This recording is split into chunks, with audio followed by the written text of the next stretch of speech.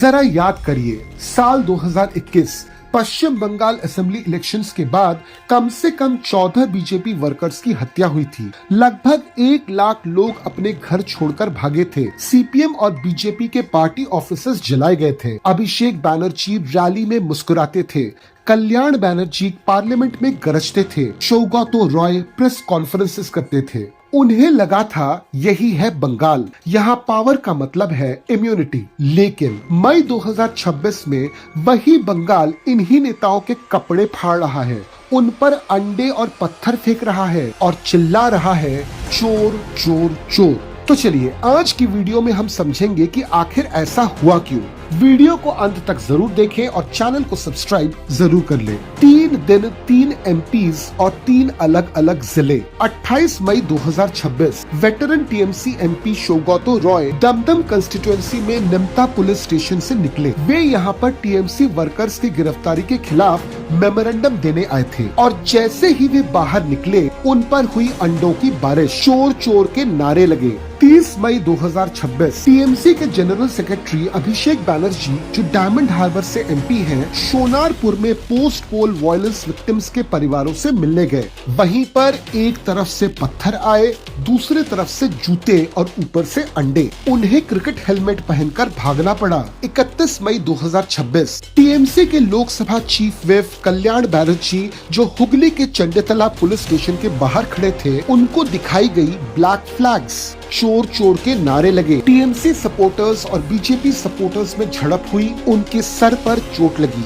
अब ये सब कुछ हो रहा है एक इलेक्शन के बाद। 2026 का पश्चिम बंगाल असेंबली इलेक्शंस, जिसमें बीजेपी ने 207 सीटें जीती जबकि टीएमसी 80 सीटों पर सिमट गई। लेकिन असली सवाल ये नहीं है कि बीजेपी कैसे जीती। असली सवाल तो ये है कि आखिर 15 साल बाद लोगों ने टीएमसी को क्यों इस तरह से रिजेक्ट किया। ये गुस्सा एक दिन में नहीं बना, ये 15 साल की तकलीफ का नतीजा है। 7 जून 2013 कामदुनी गांव, उत्तर 24 परगना।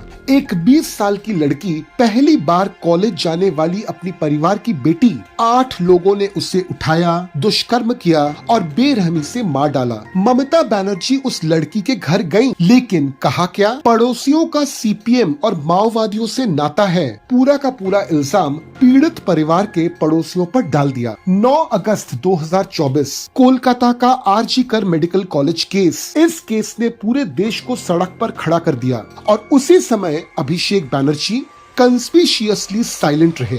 अब इसी चीज को अगर आप लिंक करते हैं सोनारपुर के साथ, तो वहाँ पर एक महिला ने उनसे सवाल पूछा था जो बिल्कुल बेफजूल नहीं था। उन्होंने पूछा था कि आप कहाँ थे जब अभया का इंसिडेंट हुआ था? आप कितने बार मिलने गए हो अभया के पेरेंट्स के साथ? इन सवालों का अभिषेक बैनर्जी के पास न तो उस दिन उत्तर था और न ही आज उत्तर है। 2024 संदेश खाली, उत्तर 24 परगना के संदेश खाली में टीएमसी के लोकल स्ट्रॉन्गमैन शेख शाहजहां और उनके साथियों पर आरोप था महिलाओं को पार्टी ऑफिस में बुलाकर उनका एक्सप्लॉयटेशन करने का। पुलिस ने एफआईआर से इनकार किया। ये सब कुछ हुआ अभिषेक बैनर्जी के होम पॉलिटिकल टेरिटरी में, यानी डायमंड हार्बर कॉन्स्टिट्यूएंसी के करीब। अभिषेक बैनर्जी उस समय भी पूरी तरह से चुप थे। और अब सबसे बड़ी बात, हजारों युवाओं ने अपने परिवार की जिंदगी भर की कमाई लगाई और सिर्फ इतनी कोशिश की कि वे टीचर बन पाए। और फिर घटी स्कूल सर्विस कमीशन स्कैम।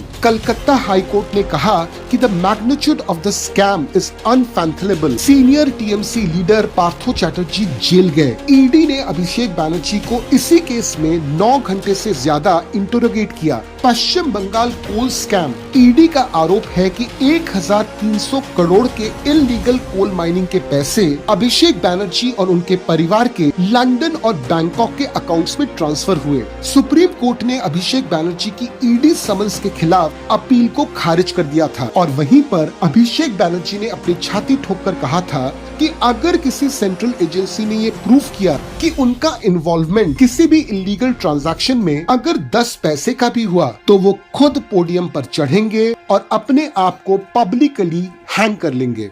इन 3 नेताओं के साथ जो हुआ वो गुस्सा सिर्फ सड़क पर नहीं है, टीएमसी की अंदरूनी हालत भी काफी खराब है। 127 से ज्यादा काउंसलर्स ने रिजाइन कर दिया है। 181 एफआईआर हुए हैं टीएमसी नेताओं और वर्कर्स के खिलाफ। अभिषेक बैनर्जी के stronghold Diamond Harbour municipality में 8 काउंसलरों ने एक साथ इस्तीफा दिया है। टीएमसी की महिला विंग की प्रेसिडेंट एमपी काकोली घोष दस्तीदार ने सभी पार्टी पोस्ट से रिजाइन किया है। बीजेपी का तो यहाँ तक दावा है कि 50 टीएमसी एमएलए और 20 एमपीज पार्टी छोड़ने को पूरी तरह से तैयार बैठे हैं। तो यहाँ पर पूरी की पूरी कहानी क्लियर है।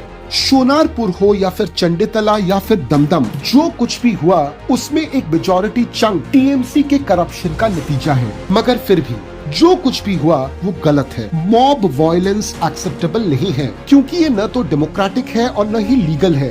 लेकिन, और हाँ, ये लेकिन बहुत जरूरी है, क्योंकि इस गुस्से को समझना भी उतना ही जरूरी है। जब कामदुनी की बेटी इंसाफ के लिए रोई, जब आरजी करके डॉक्टर के माँ बाप को पुलिस ने लाठियां मारी, जब संदेश खाली में महिलाएं थाने में एफआईआर दर्ज नहीं करवा पाई और जब हजारों युवाओं की जॉब्स चुराई गयी, उस वक्त ये नेता कहाँ थे?